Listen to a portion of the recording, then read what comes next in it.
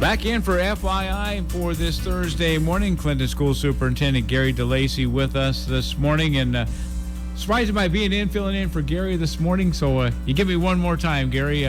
Talk about a few things and ramble through the topics and see where we end up. So Dave, welcome back. Dave, that may be a record for the shortest retirement ever. Well, we'll talk about that later. Okay. Into the school year, which says I even see some, I think some last day of schools are like even next week, but Clinton schools go the first couple days in June, but I think we count on the calendar 10 days of actual classroom time, maybe 9 days after today. How's the school year been? A little more normal?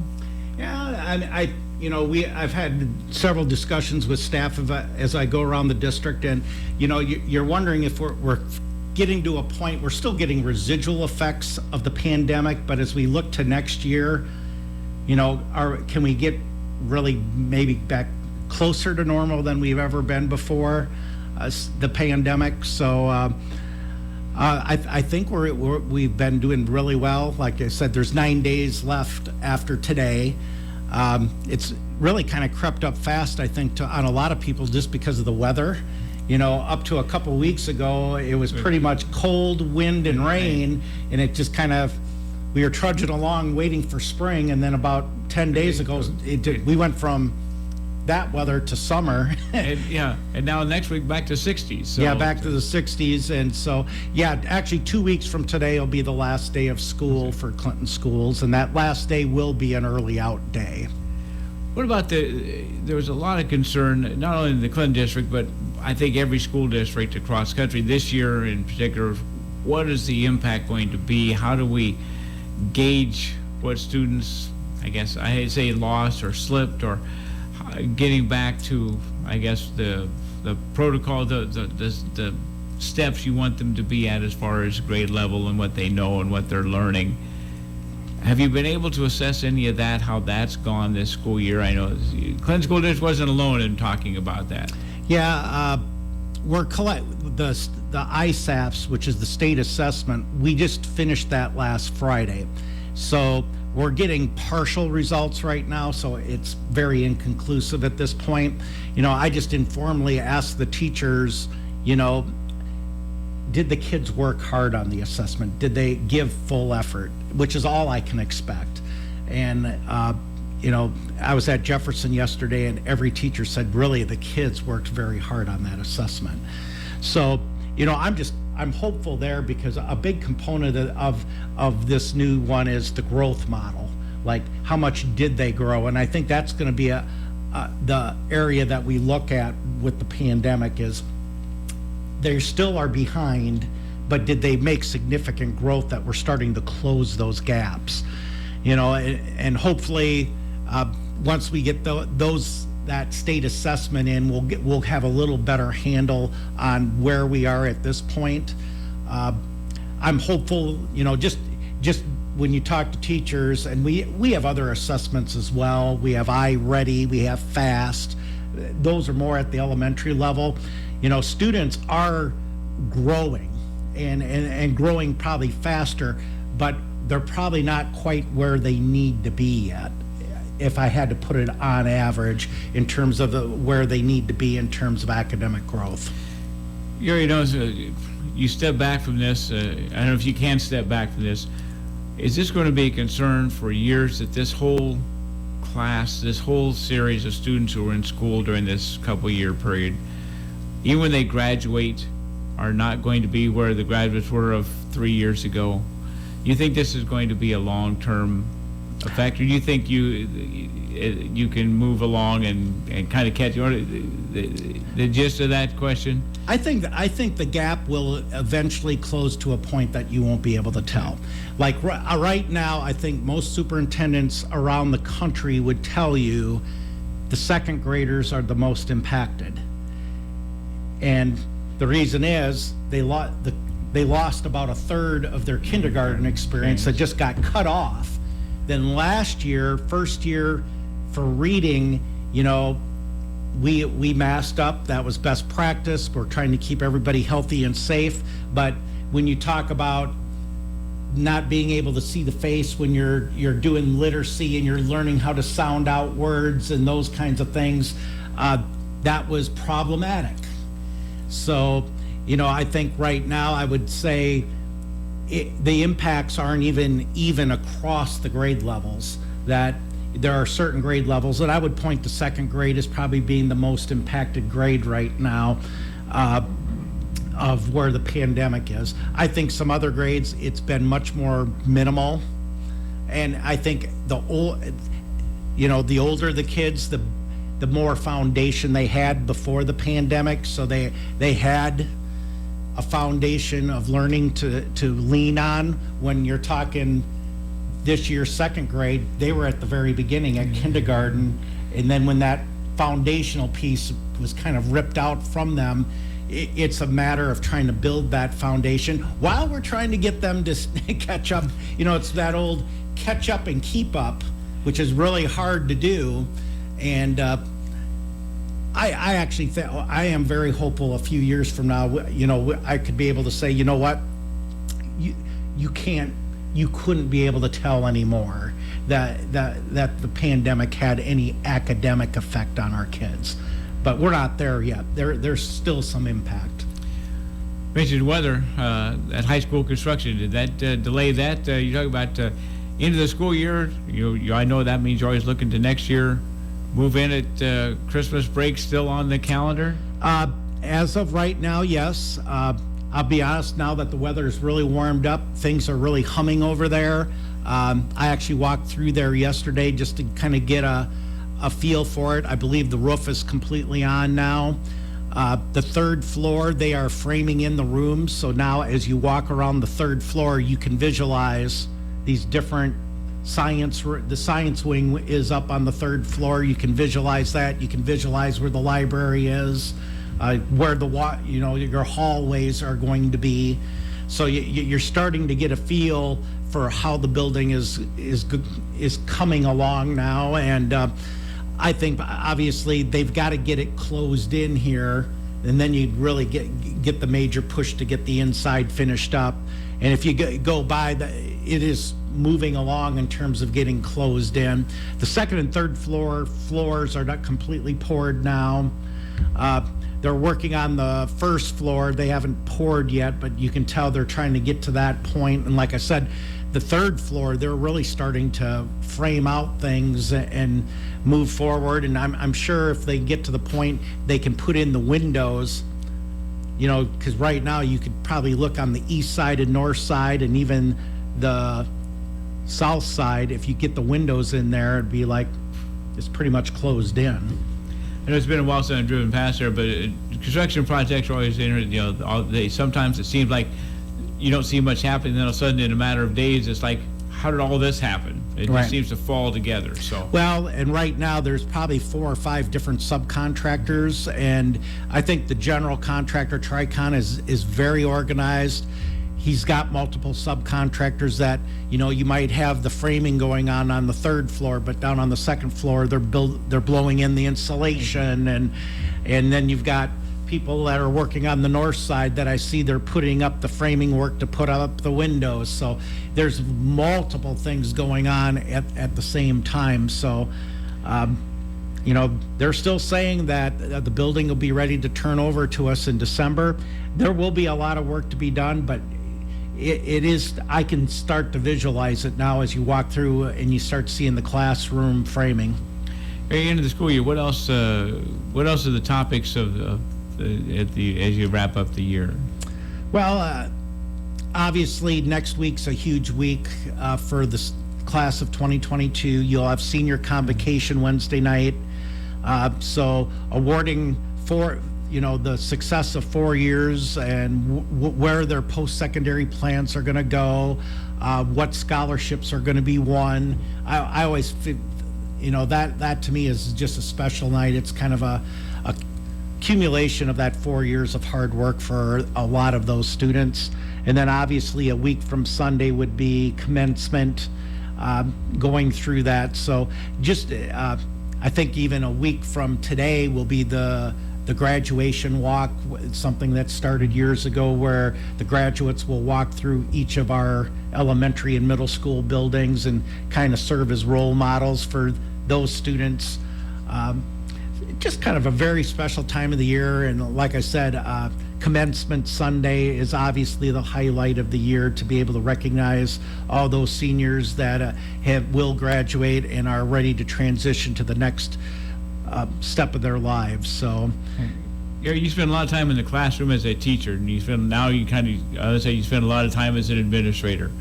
Is it different graduation from being that teacher to being the administrator? Well, I get invited to less graduation parties. When I was a teacher at Clinton High School, I mean, it was 25 to 30 graduation parties annually, and usually on Sunday you're trying to do 12 to 15 of them in a 4-hour period, which basically you drove in, congratulated them, high-fived them, and you were off to the next party if you were going to get to them all. That's one of the downsides of a superintendent. You don't get as close of connection to the students.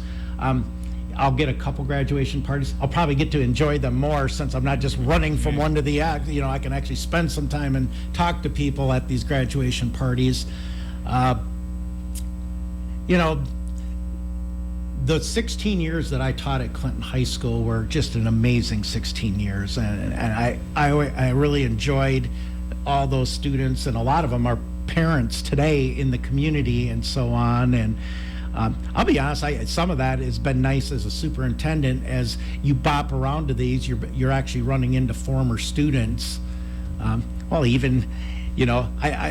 go to our safety meetings, and you got Bill Greenwald, he's a former student of mine, Jeff Chapman, he's a former student of mine, and they're in prominent positions in the community now. So, it's good to see that kind of success. I mean, I went to the Rotary meeting, and Gabby Torres was talking about some of the things she's doing with art in the community. Some really neat things where you see graduates that have really went on and made a difference in this community, and that's really satisfying as an educator. What's in store for next year? We talked about the pandemic kind of probably dictated even some of your planning for the school year we're completing. What's next year's planning look like? Assuming you've started. I think a lot of it is going to revolve around the next steps of Portrait of a Graduate, which I think you're going to see at the June board meeting. We have one more meeting June 1st with that committee. We are getting some visuals right now to represent the work of that committee over the past basically 18 months. And but then once that visual and the premise is put together, how do we bring that to life? What policies and procedures do we need to change to represent that? Because I do think there's an opportunity to move education forward here, where what we always have thought of school is it's been very content based. Here's the information, master the information, get tested on the information, move on. But you hear from employers all the time, it's not about the knowledge anymore, it's about the skills. What can your employees do in terms of communication, cooperation, critical thinking, all those different areas which are skill-based? And if we're going to weigh a heavier emphasis on those skills and a little bit less on content, how does that change education? For people who may not be familiar with this, obviously maybe folks with students in school will hear more about this, but for the public, is it important for them to understand what you're kind of trying to do with this Portrait of a Graduate? How do you try to explain that to someone who doesn't have students in school? Well, that's going to be a challenge, and we're going to really have to communicate, because everybody feels that they're an expert on school because they went to school, and so what they've experienced is what they think school should or should not be. I would advocate that school classrooms across the country look way too much like when you and I went to school.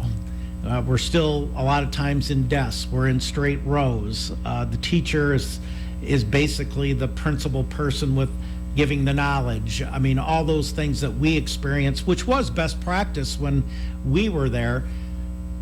But now you have this thing called the internet, where really, if you just go ahead and do a search, you can get the information. It's now come to a point, it's not about the information, it's what can you do with the information? How can you enhance and move society forward given all this different information? Or even to the point, looking at information and saying, is this accurate or not accurate? You know, there's so much what you call disinformation out there, and to be able to make good decisions based off evidence and those kinds of things are the skills that I think that the 21st century learner needs to learn. And so I'll be honest, the days, and then this is what a lot of people think about yet, oh, the true false, the matching, fill in the blank, those kinds of tests, that's probably not a very good skill set anymore to be successful in today's society. So we really need to be looking at what are the things that are important, how do we teach it, how do we assess it, and how do we make kids, put them in a better position to be successful going out into the real world after graduation. And you know, so much of it now, I think we're getting to a point that we really need to recognize that it's always been in the DNA of K-12 education to try to push kids into a 4-year college. That may be appropriate for some, but not for all. And you know, that leads into this regional center that is going to hopefully all open in August. Is there are career pathways that are more of that 1 year to 2 years after high school, that you just get some of that post-secondary training that's a little more narrow and specific, and you can go out and be very successful and a productive member of society without feeling like I have to go to a 4-year college. And those are some of the major conversations we do need to have with the community about Portrait of a Graduate, because a lot of us have been brought up in that in that realm, like the reason we go to high school is we need to get ready for college. Well, there's a lot more out there, and I would argue some of people in the past have been disillusioned by high school because they never visualized themselves as going to college, but that didn't mean that they weren't going to be successful in what they were going to do. And I think what Portrait of a Graduate does is, let's recognize all the abilities and skills that are out there and really support kids. Are a lot of schools moving to this concept? Do you know, do you hear, do you read what kind of information passes around the administrators across the state and across the country? Is this a big move, or is Clinton kind of out there ahead of the game or behind the game? We're probably in the middle of the game. There are a number of districts that have already done this work and have been moved forward, where you graduate based on competencies instead of credits and things like that. And there's a number of them in Iowa that have done that. So I would say we're probably in midstream, because I could give a number of districts that are, Cedar Rapids, West Des Moines. There's a number, there's 30 or 40 districts that have already have finished Portrait of a Graduate products and have moved forward. So I would say, we're not cutting edge on this, but I think we're being responsive to a new reality. What's next after that? Well, I think some of the bigger questions will be, do we stay with Carnegie units, which is what we've always done, right? So you go to class for 18 weeks, do what you need to do, and you get a credit, right? And you get so many credits, then you graduate. Do you keep that system, but how you earn those units changes, that it isn't all based on content, that you have to show demonstration of these different skills in order to do that? Or do you move to competencies and say once you show proficiency in these competencies, now you're ready to graduate? That would be a bigger change if you went in that direction. Probably a smaller change would be, we're going to assess these competencies and still do it within the Carnegie unit. The bottom line is, there will be arguments on both sides. Are there 17 and 16-year-olds that have better skill sets than maybe some of our graduates? The answer is, yeah, probably. Are there probably some 18-year-olds that could benefit from having a stronger skill set moving beyond graduation? Probably as well. So that's what the Portrait of a Graduate is addressing is if these kids are going to be successful down the road, and this comes down to tracking too. I was just in a meeting earlier this week, Dave, to say, and there's starting to be a little bit of this, starting to track what are students doing 1 year after high school graduation, 4 years after high school graduation, 5 years after graduation. You know, are they still in school? Have they completed a credential? Have they got a 4-year degree? Have they went into the military? Have they gained meaningful employment? You know, and should that be a stronger measure of the success of a high school? Is what do they do after graduation day, and how successful are they? That probably leads into the Portrait of a Graduate work as well, to say, and obviously some higher accountability to feel like we really need to build the skill set that these graduates are going to be very successful moving forward. That's something I'm sure we'll talk about for quite some time, but maybe leading into that too, we don't want to forget, you mentioned before we got the show started, Eagle Heights got an award. You brought this Caring for Kids type program. This was one of the things that you brought when you came in, that you promoted. Got it implemented, I think, at all the grade school buildings, all the elementary buildings. Tell us a bit about what's gone on there. So capturing kids' hearts, and actually it's implemented in all our buildings. So middle school and high school as well. We actually started with the middle school probably 4 years ago is where we started with it.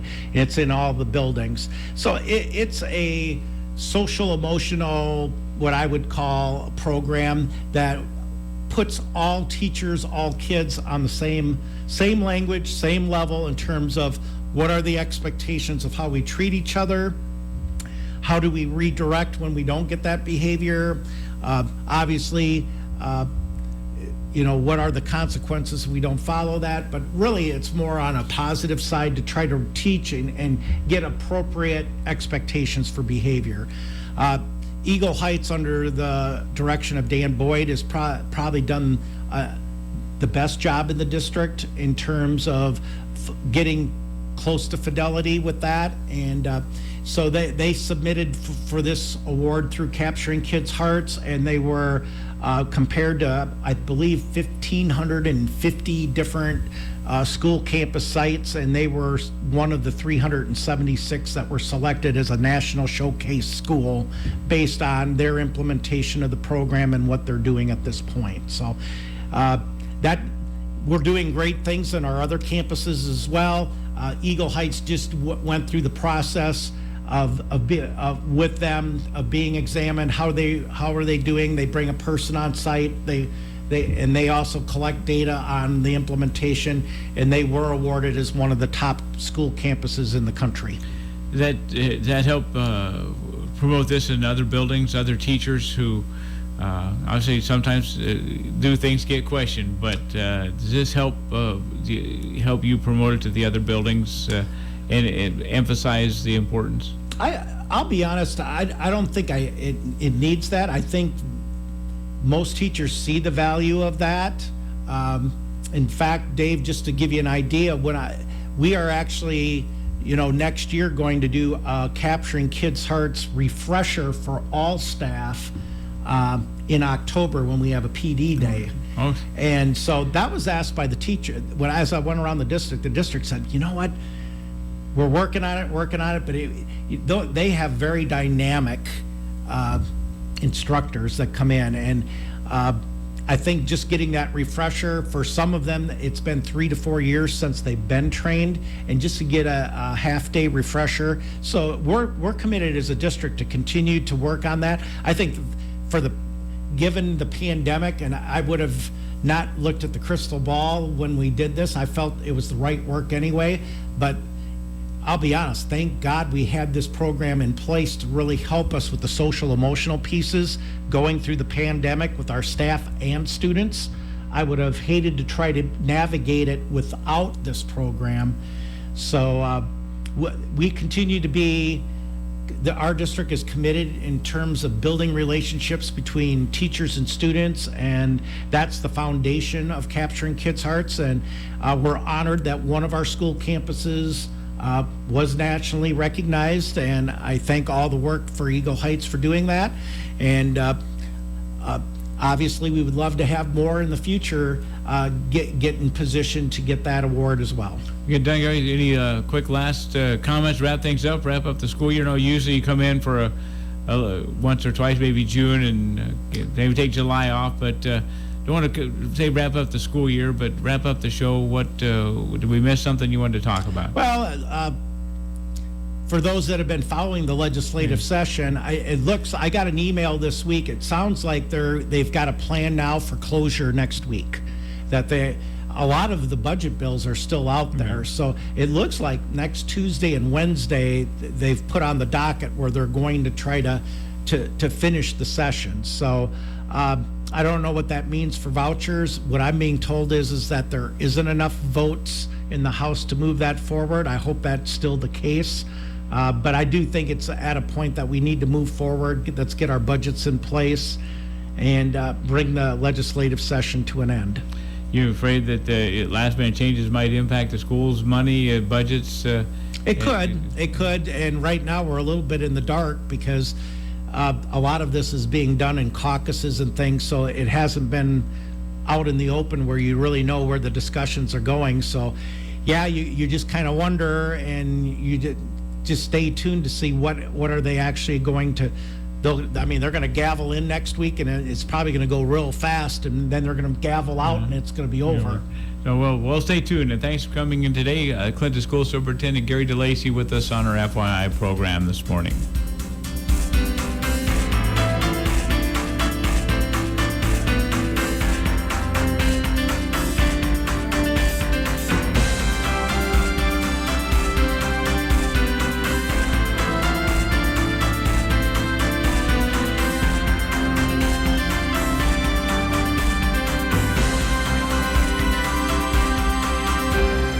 This is KRO.